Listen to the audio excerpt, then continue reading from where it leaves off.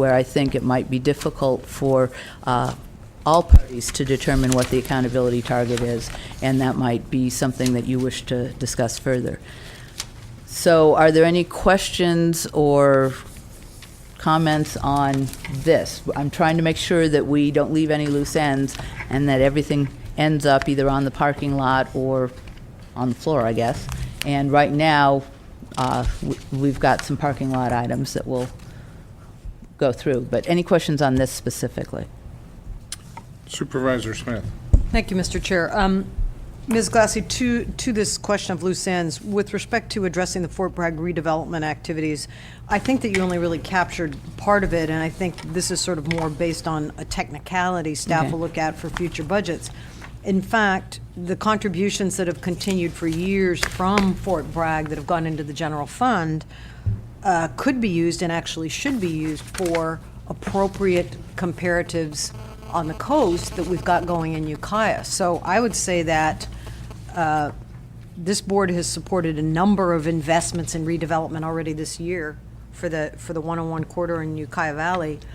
And I asked that the CEO look for projects that could actually happen this year that would be appropriate to be spending that might be in the Fort Bragg area. In other words, we have opportunities to partner with them on housing projects and other things that would definitely qualify with respect to the revenue we've gotten. And I believe the CEO said that that number is probably $160,000 that is coming to us that would be appropriate to be looking at a sharing with respect to investment in the coast. And so I think it is an equity issue, and I just wanted to raise that because I think, yes, absolutely, that contract needs to be looked at and probably redone and reevaluated, and Fort Bragg is looking at it. But just as other commentary, I think that there's nothing to prevent projects from going forward right at this point in time. So I think that I want to keep that alive. I think it's an equity issue, and it's only fair that this board give that consideration to those projects as we have given to those in the Ukiah Valley. It's a technicality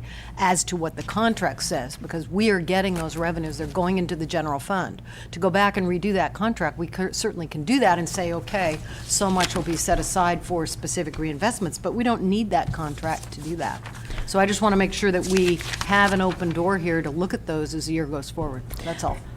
Okay.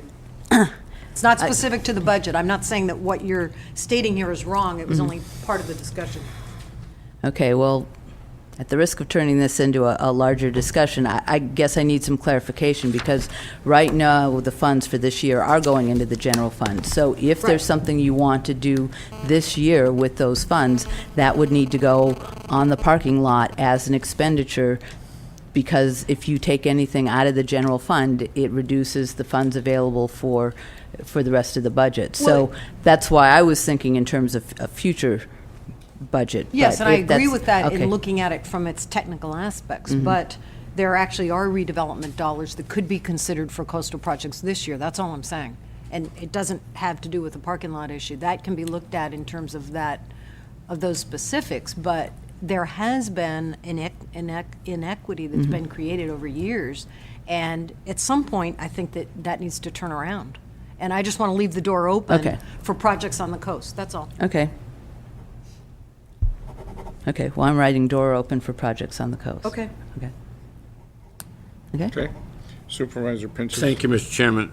To the start of this list here, the contingency fund, that started out that was the $500,000 that was started out was supposed to be a settlement from the Mill Creek dams. And now it's reduced to $345,000. That's not a general fund appropriation to the contingency fund. That's assuming that we get a $345,000 settlement. So, and that may or probably not even going to come in this year. So in actuality, there's really nothing appropriated in the contingency fund. So we need to recognize the reality of that. Yeah. So if we're going to put something in a contingency, that's going to add to your parking lot list. Otherwise, we're going to have a bare contingency, and the money from the Mill Creek settlement probably won't even materialize this fiscal year that we're presently in. So to move on down, the funding for the Scout Lake, that's a direction we gave yesterday for the CEO to work with the water agency to come up with a funding plan. But it's my determination that this, the $100,000 for the Mill Creek insurance basically has to be taken out of that financing scheme too. If you're staying on that particular topic for a second, I would just say, yes, that would be a Yeah. reasonable interpretation of the state of the contingency fund at this So point. to be realistic about that, it's going to change your whole funding scenario for your parking lot list. Basically what it does, it eliminates, we're in, I don't know where we're going to come up with this money for these issues.